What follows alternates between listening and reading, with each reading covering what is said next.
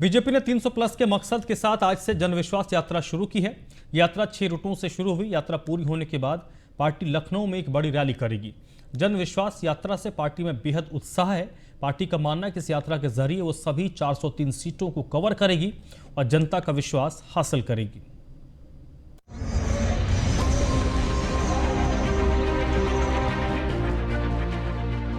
उत्तर प्रदेश विधानसभा चुनाव के मद्देनजर बीजेपी अब पूरी तरह से चुनावी मोड में आ चुकी है। यूपी में फिर से जीत हासिल करने की तैयारियों में जुटी बीजेपी ने जन विश्वास यात्रा के जरिए 300 प्लस का लक्ष्य रखा है। सीएम योगी ने मथुरा में भगवान कृष्ण जन्मभूमि के दर्शन किए। उसके बाद जन विश्वास यात्रा को हरी झंडी दिखाई। इस मौके पर सीएम योगी ने अपने सरकार की उपलब्धियां गिनाई। कहा उनकी सरकार में माफियाओं का पलायन हो रहा है। पिछली सरकारों में 14 वर्षों की प्रताड़ना के दौरान पेशेवर माफिया और अपराधियों के द्वारा यहाँ से भगाए गए थे। वह व्यापारी, वह उद्यमी और वह हिंदू वापस अपने घरों को आया है और बड़ी शान के साथ अपने घरों में रह रहा है। ये यात्रा अलीगढ़, हाथरस, आगरा, फिरोजाबाद, मैनपुरी, एटा, कासगंज, बदायूं, शाहजहांपुर से पीलीभीत तक जाएगी। दरअसल रविवार को 6 रूटों पर बीजेपी ने जन विश्वास यात्रा निकाली। पार्टी की योजना के मुताबिक हर वोटर और हर समाज के हर तबके तक पहुंचना है। ये यात्रा सभी 403 सीटों को कवर कर रही है। जन विश्वास यात्रा के लिए पूरे यूपी को 6 भागों में बांटा गया है। पश्चिम, ब्रज, बुंदेलखंड, अवध, काशी और गोरखपुर। इन्हीं रूटों के तहत अवध क्षेत्र से बीजेपी अध्यक्ष जेपी नड्डा ने अंबेडकर नगर से जन विश्वास यात्रा को हरी झंडी दिखाई। जेपी नड्डा ने बीजेपी सरकार की उपलब्धियों को गिनाया। वहीं विपक्ष पर जमकर निशाना साधा। भ्रष्टाचार ही भ्रष्टाचार किया गया है। मैं आपको इसलिए याद दिलाता हूं कि ये नई सपा नहीं है, ये वही सपा है। इसको हमको समझना चाहिए। आप बताइए, महिलाओं का विवाह की उम्र का फैसला 18 से 21 किया जा रहा है, तो समाजवादी पार्टी के एमपीओ ने क्या वक्तव्य दिया? क्या वो गैर जिम्मेदाराना वक्तव्य था कि नहीं था? महिला सशक्तिकरण के खिलाफ ये वक्तव्य था कि नहीं था? और इसका बचाव अखिलेश ने किया कि नहीं किया? ये वही सपा है, ये नई सपा नहीं है।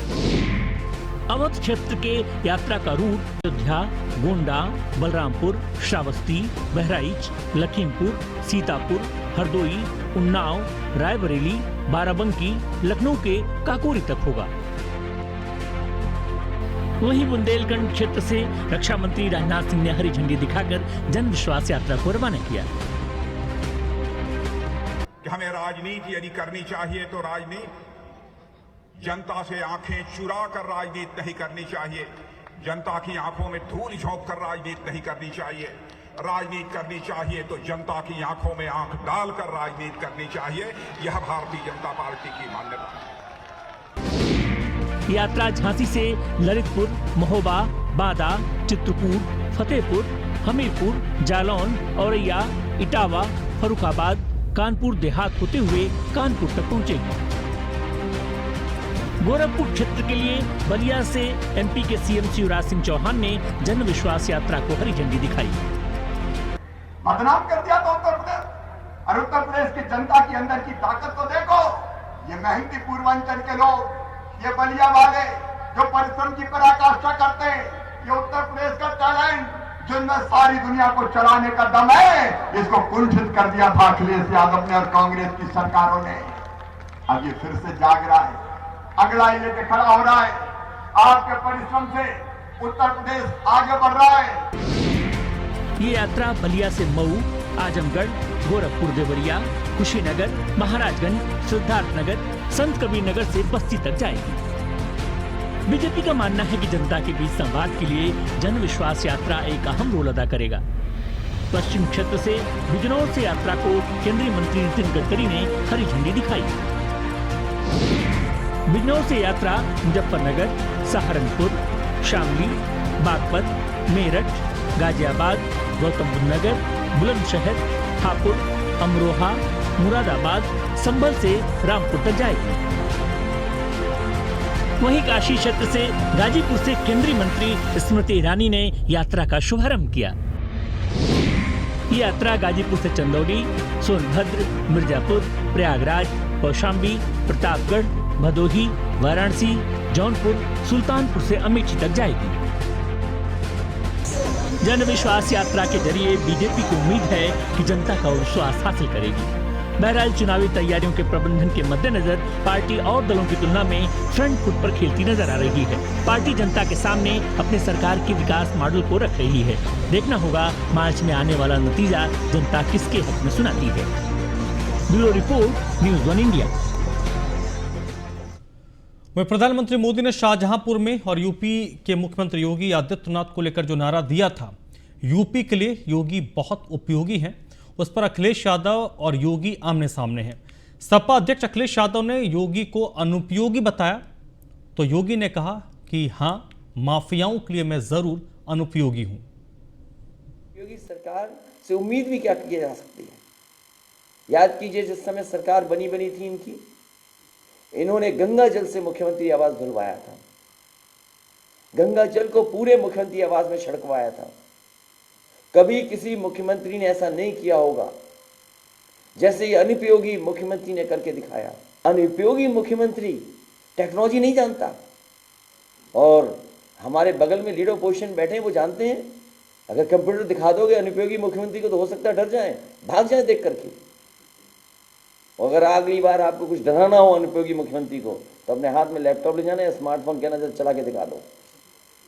अगर ना प्रेस कॉन्फ्रेंस छोड़ कर भाग जाए तो बताना मुझको। को तब भी अच्छा नहीं लगता है जब प्रदेश के अंदर सुरक्षा का बेहतर वातावरण और देश के अंदर देश की सीमाएं सुरक्षित होती हैं, तो विपक्ष को वह अच्छा नहीं लगता है।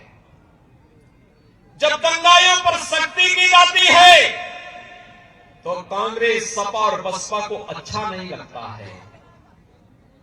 उनको अच्छा क्या लगता है? दंगाइयों को गले लगाना, आतंकवादियों को छोड़ना, गौ माता की हत्या और गौ माता के हत्यारों को तस्करी करने के लिए प्रेरित करना, गरीब के लिए आने वाली अन्य योजना पर डकैती डालना,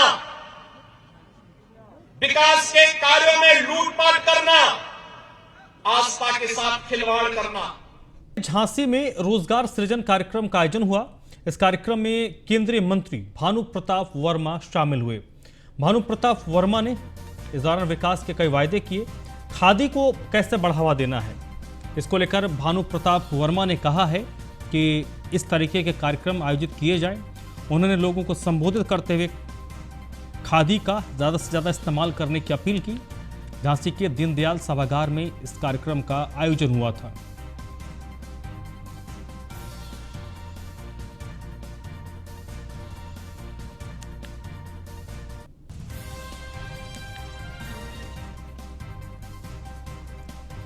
झांसी के दीनदयाल सभागार में रोजगार सृजन कार्यक्रम का आयोजन हुआ। इस कार्यक्रम में भारत सरकार के मंत्री भानु प्रताप वर्मा शामिल हुए। वहां मौजूद लोगों को भानु प्रताप वर्मा ने संबोधित किया और खादी के प्रति लोगों को जागरूक किया।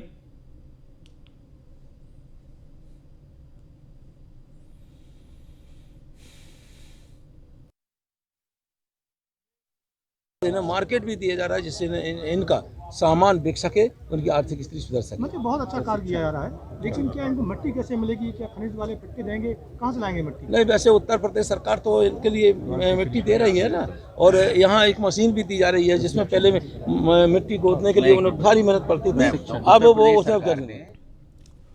वो कहते हैं ना, मंजिल उन्हीं को मिलती है जिनके सपनों में जान होती है। पंख से कुछ नहीं होता, हौसलों से उड़ान होती है। गाजियाबाद के अजहरुद्दीन ने वो कमाल कर दिखाया है जिससे लोगों को प्रदूषण से जहां निजात मिलेगी, वहीं उनकी बनाई सोलर कार की लागत भी काफ़ी कम है। पेशे से इंजीनियर अजहरुद्दीन की 5 साल की मेहनत रंग लाई है। इस सोलर कार का उद्घाटन दिल्ली में 24 दिसंबर को गृह मंत्री अमित शाह करेंगे।